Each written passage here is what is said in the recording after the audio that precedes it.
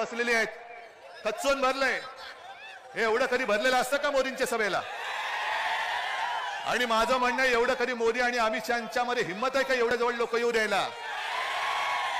मी येतोय कारण मला माहिती आहे तिथला प्रत्येक जण मला आशीर्वाद द्यायला आलेला आहे. प्रत्येक जण आशीर्वाद द्यायला आलाय आणि म्हणूनच आज त्यांच्या पोटामध्ये मुरडा आलेला आहे.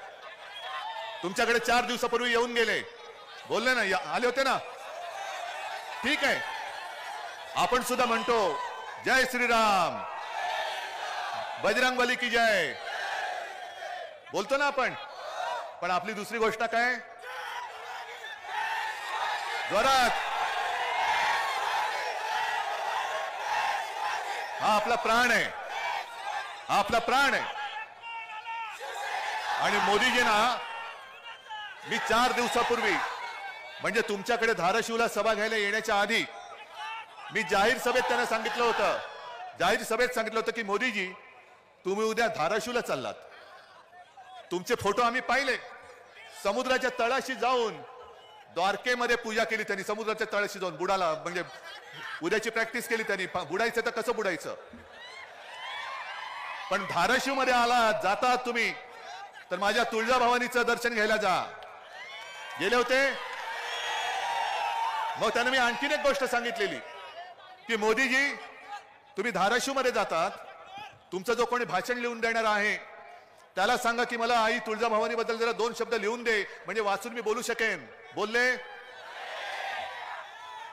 आणि त्यांना हे मी सांगितलं होतं की जर तुम्ही बोललात तर तुमचा घरगडी जो निवडणूक आयोग आहे त्याला सांगा शिवसेनेच्या मशाल गीतातलं जय भवानी जय शिवाजीला तो आक्षेप घेतलायस, तो मागे घे. कारण काय वाटेल ती कारवाई करण्याची हिंमत असेल तर करून दाखव. मी जय भवानी जय शिवाजी सोडणार नाही. आणि आजच तुमच्या साक्षीने सांगतो, आई तुळजाभवानीच्या साक्षीने सांगतोय, निवडणूक आयोगाने जर का शिवसेनेवरती कारवाई करण्याचं ठरवलं तर याद राखा उद्या आमच्या इंडिया आघाडीचं सरकार येत आहे. आणि जो कोणी माझ्या जय भवानीला आक्षेप घेणार असेल त्याला काय करायचं हे मी बघितल्याशिवाय राहणार नाही. एक तर जय भवानी बोला, आणि जर जय भवानी तुम्ही बोलला नाहीत तर आमचा जो एक संशय तो पक्का होईल की तुमच्या मनात माझ्या महाराष्ट्राबद्दल आकस आहे, हे आम्ही नक्की समजू. अरे आज तुम्हाला एवढ्या सभा घेण्याची वेळ येते, का लागते गरज? 14 साली 19 साली कधीतरी मोदीजी तुमच्या जिल्ह्यात आले होते? महाराष्ट्रामध्ये किती सभा घेतल्या होत्या? जास्त नव्हत्या घेतल्या. पण आता जवळपास प्रत्येक जिल्ह्यात जात आहेत, प्रत्येक गल्लीबोळात जात आहेत. पण हा महाराष्ट्र तुम्ही जिंकू शकणार नाही. तुम्हाला जर वाटत असेल की आज हिंदू हृदय सम्राट आमच्या सोबत नाहीत, अरे कोण बोलतोय माझ्यासमोर? सगळ्यांच्या हृदयात हिंदू हृदय सम्राट शिवसेना प्रमुख आहेत. आणि जसं त्यावेळेला तो औरंगजेब, अरे त्याचाही जन्म गुजरातमध्ये दाहोदमध्ये झालेला. आता मी काय करू त्याला? गुजरातमध्ये त्याचा जन्म झाला, मी काय करू शकतो? पण तो सुद्धा शिवछत्रपतींनी निर्माण केलेलं हिंदवी स्वराज्य बुडवायला गिळायला आला होता.